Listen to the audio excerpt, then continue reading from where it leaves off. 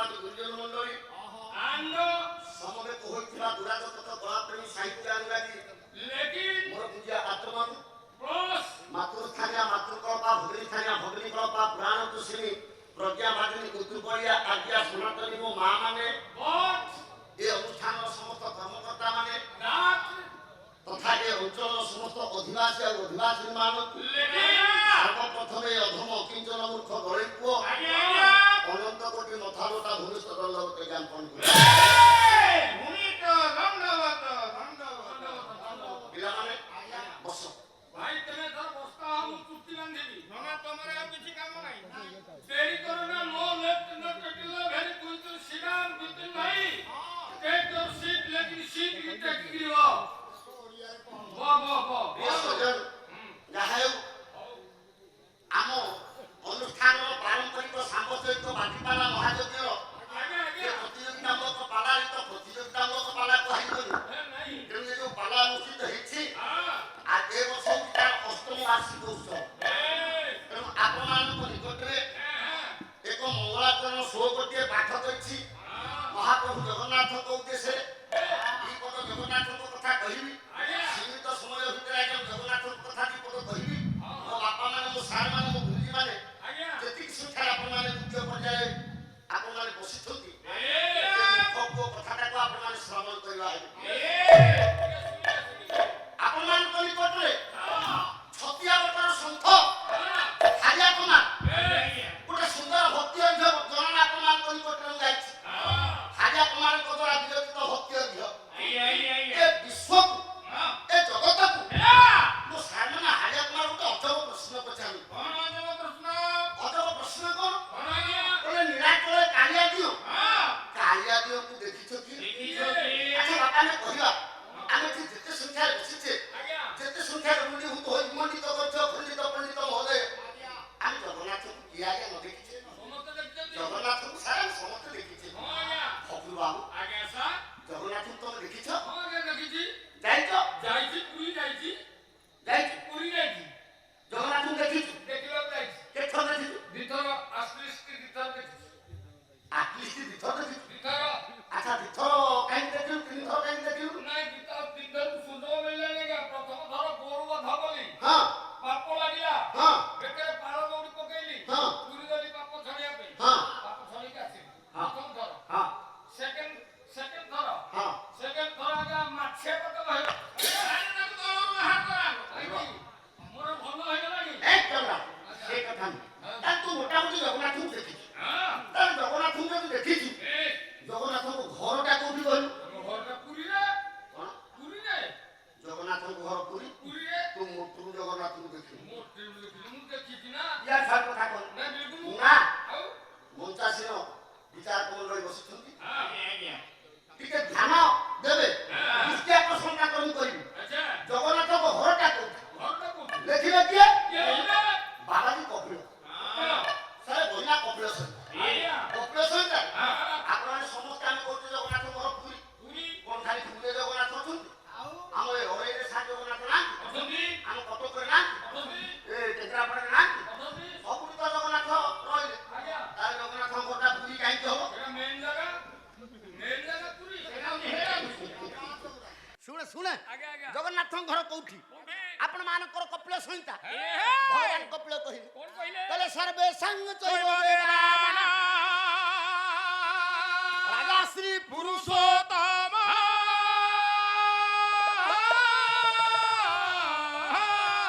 ସର୍ବେ ସାଙ୍ଗ ଚୈବ କ୍ଷେତ୍ରାଣ ମୋଧ ନକ୍ଷତ୍ର ଶ୍ରୀ ପୁରୁଷୋତ୍ତମ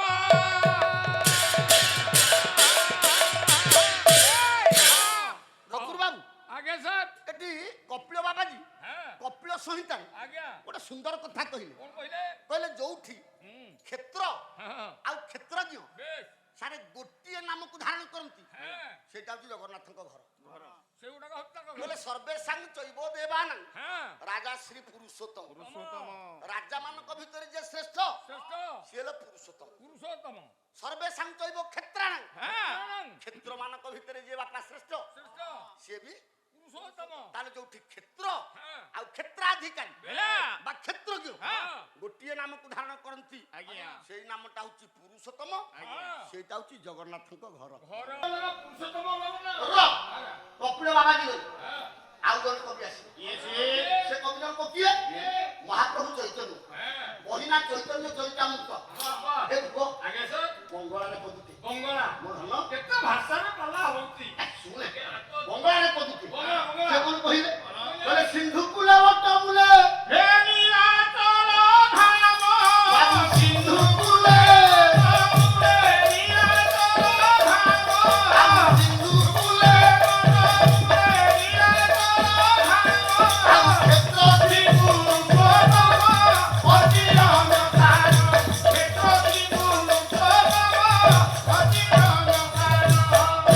ପଦେ ପଦେ ସମୟ ନାହିଁ ନା ଅଧଘଣ୍ଟେ ଭିତରେ ମଙ୍ଗଳାକରଣ ଶେଷ ହବ 20ରୁ ଆରମ୍ଭ ହେଲା 40 ହେଇଛି ଆଉ 10 ମିନିଟ୍ ସମୟ ଅଛି। ତେଣୁ ହେ ମୋର ଜ୍ଞାନେନ୍ଦ୍ର ପୁଙ୍ଗ କହିଲେ ଜଗନ୍ନାଥଙ୍କ ଘରଟା କୋଉଠି କହିଲେ ସିନ୍ଧୁ କୂଳେ ବଟ ମୂଳେ ନୀଳାଚଳ ଧାମ ତା ନାଁଟା କଣ ନା କ୍ଷେତ୍ରଶ୍ରୀ ପୁରୁଷୋତ୍ତମ ଅତି ରମ୍ୟ ସ୍ଥାନ ସାରେ ଦି ଜଣ କବି କହିଲେ ଜଗନ୍ନାଥଙ୍କ ଘର ପୁରୁଷୋତ୍ତମ ଆଉ ଜଣେ କବି କେନ୍ତା ସେ କବି ଜଣକ କିଏ ଆପଣ ମାନଙ୍କର ନୀଳାଦ୍ରି ମହୋଦୟ ସୁନ୍ଦର ଭାବରେ କହିଲେ କହିଲେ ଜଗନ୍ନାଥଙ୍କ ଘର ନାଁ କହିବି ଜଗନ୍ନାଥଙ୍କ ଘରର ଦୈର୍ଘ୍ୟ କେତେ ପ୍ରସ୍ତ କେତେ ସବୁ ବର୍ଣ୍ଣନା କରିଦେଲେ ଆପଣ ମାନଙ୍କର ନୀଳାଦ୍ରି ମହୋଦୟ କଣ କହିଲେ କହିଲେ 10 ଯୋଜନ ବିସ୍ତୀର୍ଣ୍ଣ ପଞ୍ଚ ଯୋଜନ ଆୟତନ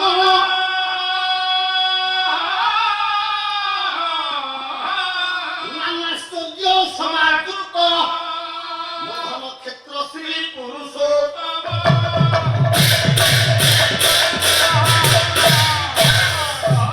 ତାହେଲେ ସେ କଣ କହିଲେ କହିଲେ 10 ଯୋଜନ ବିସ୍ତୀର୍ଣ୍ଣ ଜଗନ୍ନାଥଙ୍କ ଘରର ଦୈର୍ଘ୍ୟଟା କେତେ କହିଲେ 10 ଯୋଜନ ସାରେ ମୋ ଜେଜଙ୍କୁ ଦିନେ ମୁଁ ପଚାରି ମୋ ଜେଜ ଏବେ ବଞ୍ଚିଛନ୍ତି ବୟସ ହଉଛି 107 ମିଛ କଥା ଆପଣମାନଙ୍କ ଆଗରେ କହୁନି କହିଲି ଜେଜ ଆମ ସମୟରେ ଆମେ ଯଦି ଆଜିକା ପିଲାମାନଙ୍କୁ ପଚାରିବା 1 କିଲୋମିଟର କେତେ ସେ କହିଦେବ 1000 ମିଟର ଯଦି ଏ ପିଲାମାନଙ୍କୁ ଆମେ ସାର୍ ପଚାରିବା ଯୋଜନକ କେତେ ଏ ପିଲାମାନେ କେବେ ଯୋଜନର ତାତ୍ପର୍ଯ୍ୟ କହିପାରିବେନି ନା ଯୋଜନର ଉତ୍ତର ଦେଇପାରିବେନି ମୋ ଜେଜ ମତେ କହିଲେ ଆମ ବେଳେ ଗଣିତ ପଢା ଯାଉଥିଲା ପଦ୍ୟ ଆକାରରେ ଯୋଉଠୁ 27 ଲୋକମାନେ ଯଦି ଥିବେ ଆପଣମାନେ ତାଙ୍କ ଠାରୁ ବୁଝିନେବେ କହିଲେ ଗଣିତ ପଢା ଯାଉଥିଲା ପଦ୍ୟ ଆକାରରେ ମୋ ଜେଜ ମତେ ଗୋଟେ ଗଣିତ କହିଥିଲେ କହିଲେ ପୁରେ 72 ହାତ ସର୍ପ ଲମ୍ବ ଅହିପ୍ରମାଣ ପଶି ନ ପାରେ ସର୍ପ ବିମ୍ବର ଟାଣ 9 ଦିନ 2 ପ୍ରହରେ ଅଧ ଆଙ୍ଗୁଳେ ପଶେ କେତେ ଦିନେ ସର୍ପ ବିମ୍ବରେ ପଶେ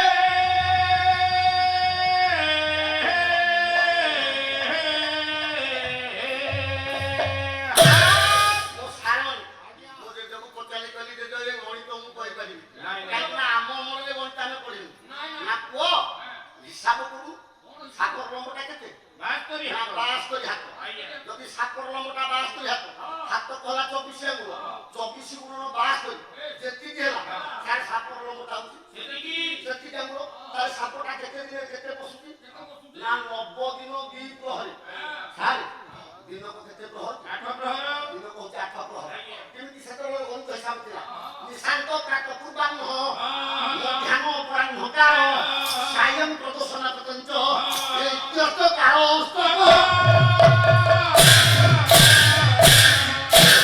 ତାହେଲେ ଦିନକୁ ଯଦି 8 ପ୍ରହର ହେଲା 9 ଦିନକୁ ହେଲା 9 ଟା 72 ପ୍ରହର ମିଶାଣ 2 ପ୍ରହର ସେମାନେ 74 ପ୍ରହର 74 ପ୍ରହରରେ ସାପ ପଶୁଛି କେତେ ନା ଅଧାଙ୍ଗୁଳେ ତାହେଲେ କେତେ ଦିନେ ସାପଟା ହାତ ଭିତରେ ପଶୁଛି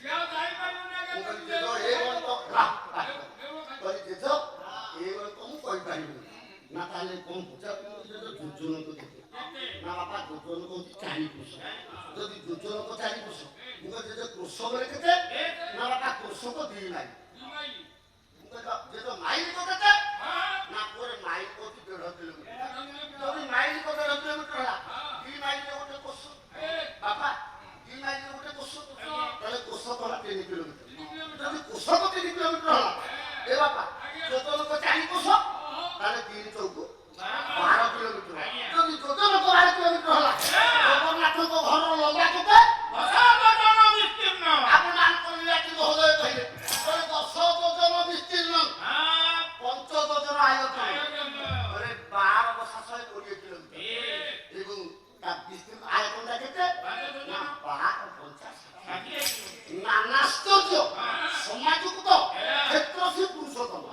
ଏ ପୁରୁଷୋତ୍ତମ କ୍ଷେତ୍ରରେ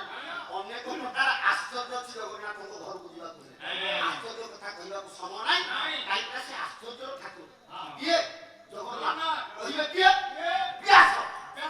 ଭଗବତ ଗୀତା ଶ୍ରୀମଦ୍ ବ୍ୟାସ କହି ଜଗନ୍ନାଥର ଆଶ୍ଚର୍ଯ୍ୟ ଠାକୁର। ଆଶ୍ଚର୍ଯ୍ୟ ବୋଧ ପଶ୍ୟତି ତସ୍ମିନ୍ ଆଶ୍ଚର୍ଯ୍ୟ ବୋଧ ବଦତି ତଥୈବ ଚାନ୍ୟ।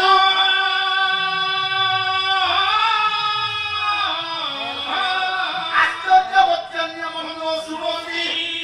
ୟେଷୁ ବାକ୍ୟେନ ବେଦ ମତୈବ ଭାସନୀୟ।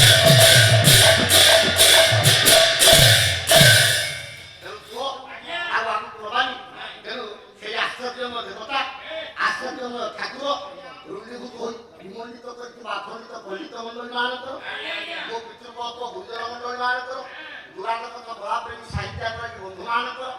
ମାତୃସ୍ଥାନୀୟ ଅଗ୍ନିକଳ୍ପ ପ୍ରଜ୍ଞାବାଦିନୀ ମହାଭୂମି ମାନଙ୍କର ଏ ଅନୁଷ୍ଠାନର କର୍ମକର୍ତ୍ତା ମାନଙ୍କର ମଙ୍ଗଳ ବିଧାନ କରି ନିଶ୍ଚିତ ଖଣ୍ଡନ କରିବା ସଙ୍ଗେ ସଙ୍ଗେ